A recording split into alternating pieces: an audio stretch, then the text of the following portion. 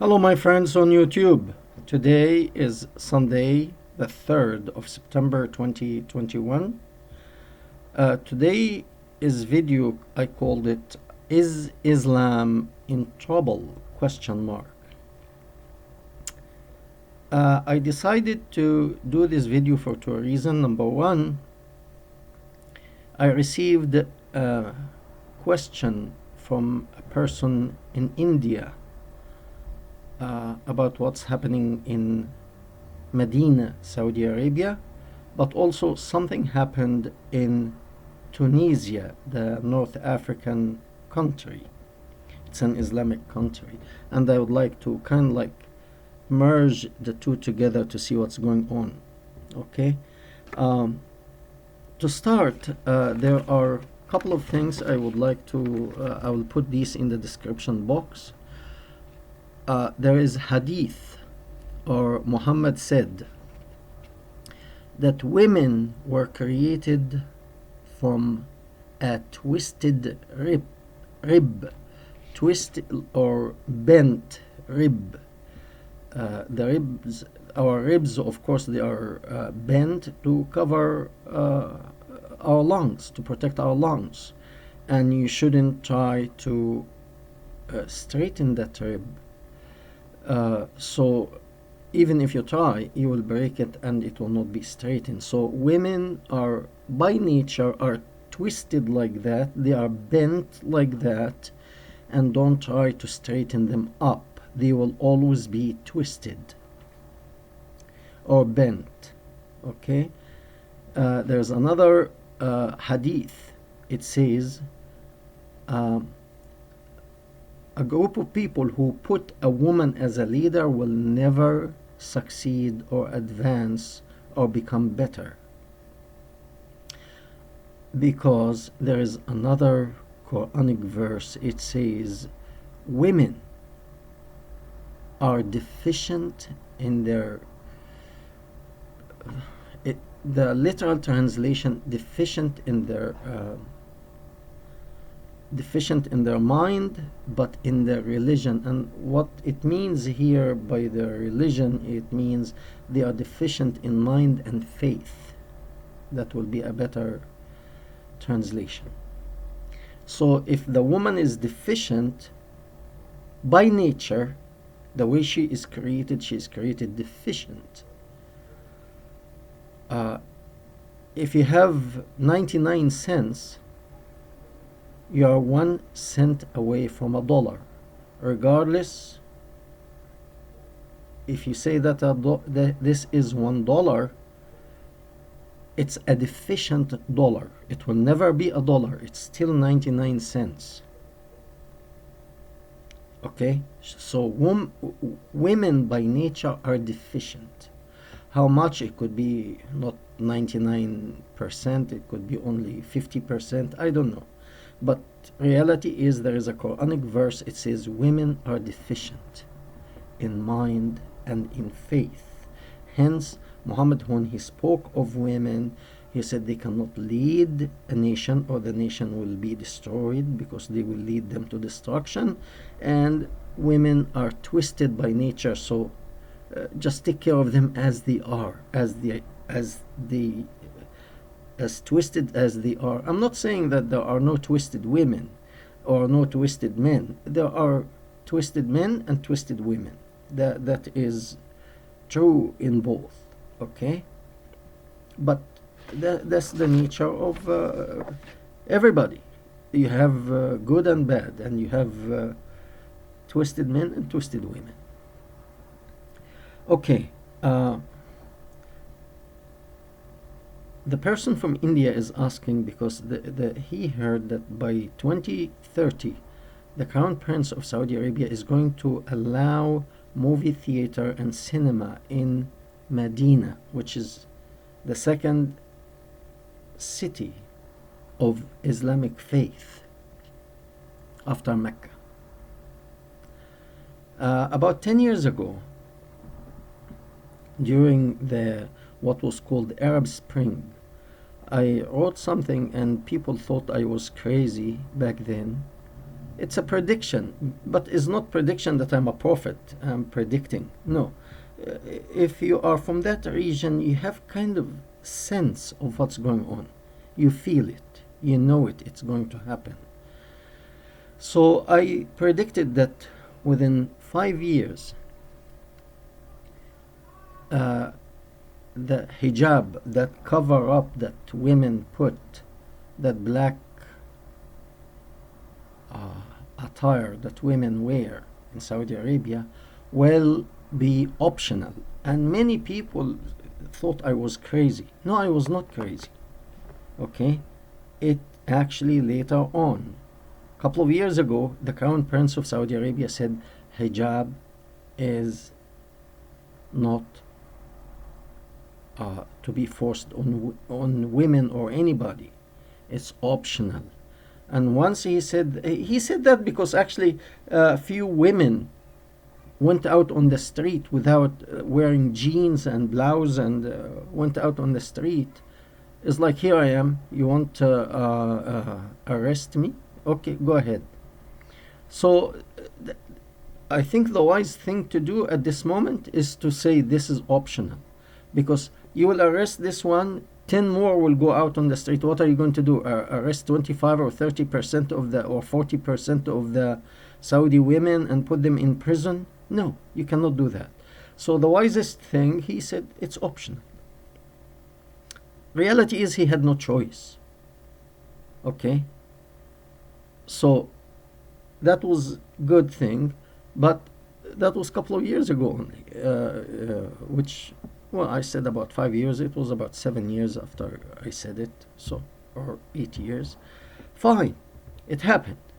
Okay, I didn't give like I have like hotline exact date, but I could see that things are changing, and it will be changing faster as we go on. So I'm connecting this with what's happening in Tunisia. For those of you who don't know Tunisia, Tunisia is a country in North Africa. It's an Islamic country, and the president of Tunisia said he commissioned one woman to be the prime minister of the country. And this is an Islamic country. And on the contrary to what the person from India is saying, that Muslim in India, Pakistan, and in Afghanistan are rebelling against what the current prince have said, that there will be movie theater in Mecca, in Medina. There's nothing going on in Egypt or in Tunisia or in any country. And the reason here is very simple. These people, number one, they are the leaders. And the leader, believe it or not, in these Islamic-based countries is in the position, verbally he is not Khalifa or Caliphate. He is not. But internally, realistically, he is the Caliphate, and he acts as if he is a dictator. And we'll talk about that a bit later, but his word is the law, and therefore the president commissioned a woman to be the prime minister and to choose her cabinet. Why people in Tunisia and in Egypt and Algeria and other Islamic countries are not protesting? They can't. They can't. Why? This is Islamic nation. That means the leader, even though he is not called Caliphate, he acts as he is Caliphate. And the people there know if they rebel against him, what will happen to them. They will either be killed, or if he is merciful, he will put them in jail for the rest of their lives. That is the situation. So, but in India, where is they have more freedom in India, they have more freedom in Pakistan, because believe it or not, even though Afghanistan is professed to be an Islamic nation, but it is not Arabic speaking country. So they have kind of more secular. I didn't read their constitution, but Islamic constitution in a Muslim Arabic speaking nation is very different from uh, a country like Iran or Pakistan or Afghanistan, believe it or not. So you can get away with other things there. And that's why they can, in a way, protest in these countries, but not protest in Islamic Arabic speaking countries. I hope that answers your question. So, the contradiction that Islam faces today is what is going on. We are Muslim, Islamic nation, and here we're asking a woman to be the prime minister.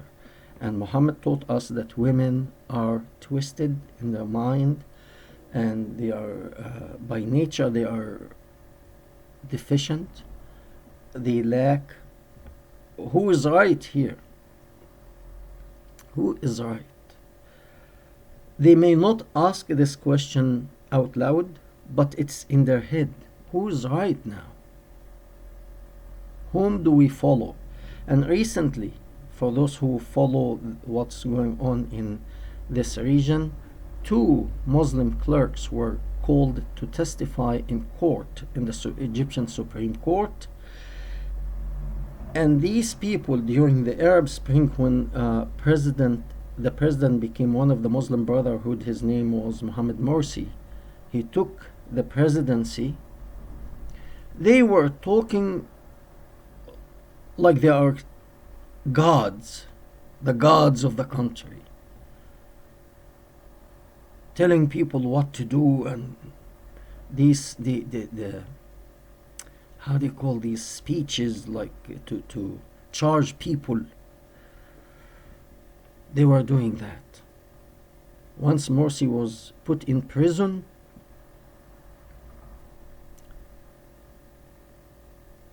they were all told to shut up. In Saudi Arabia, the current prince, he sent them the word: if you open your mouth, of course that's not in public, but the word went out. If you open your mouth with this nonsense again, you will be either killed or put in prison.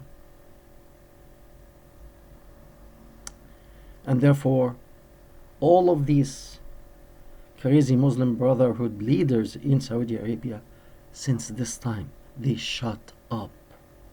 And the same in Egypt. The difference in Egypt, when these people were called into the court and they act like they had no spine,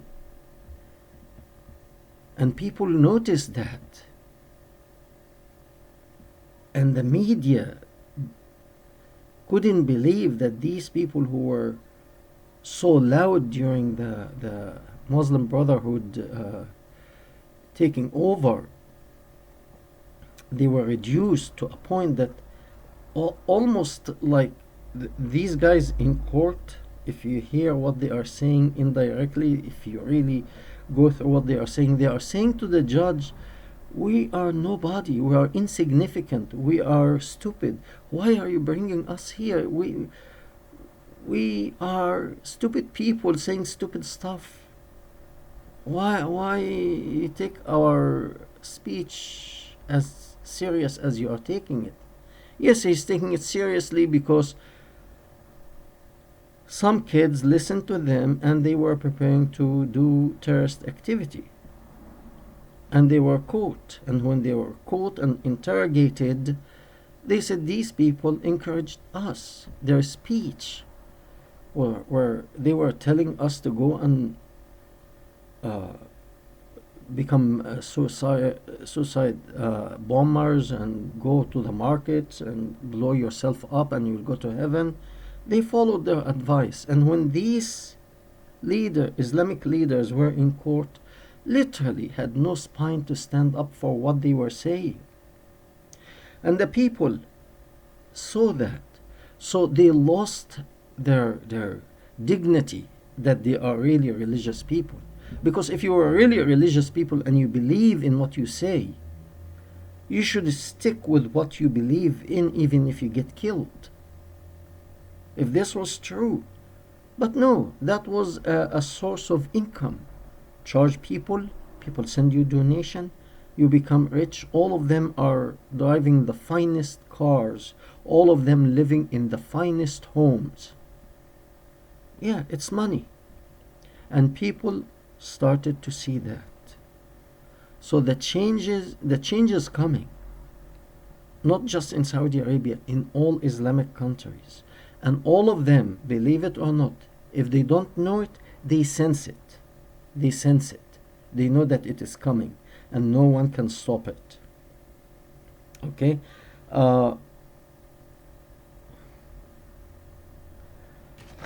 Yeah, basically that's it concerning this subject. And I hope to hear from you, and I hope that was helpful.